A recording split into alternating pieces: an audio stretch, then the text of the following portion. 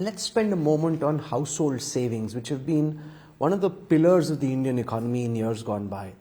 And now household savings are said to be at a 5-decadal low at 5.1%. How are you looking at the aspect of Indian households seeming to save much lesser than they have in past decades? And is that something that you're okay with? Is that something that concerns you? That's not the necessary conclusion you can arrive at.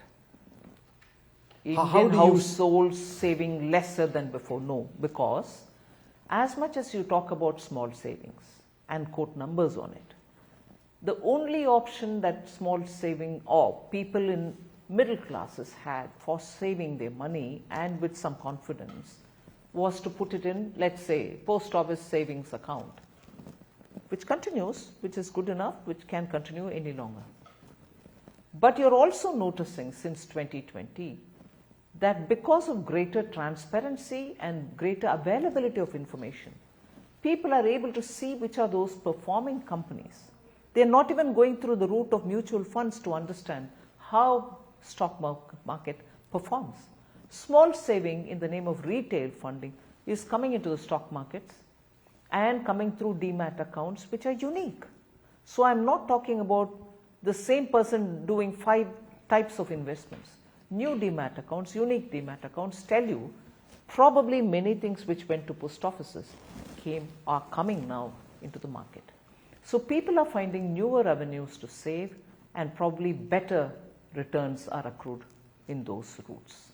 Since we are speaking about the markets, the stock market regulator recently put out a word of caution with regard to a lot of the trades that are happening in trading in the derivatives segment in F&O. Do you share that note of concern with regard to the nature of how people are trading in the markets?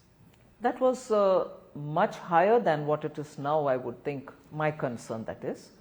Much higher earlier than it is now because there's a lot of awareness being built by regulators to say that derivatives and dealing in F&O, as you said, can involve high risk.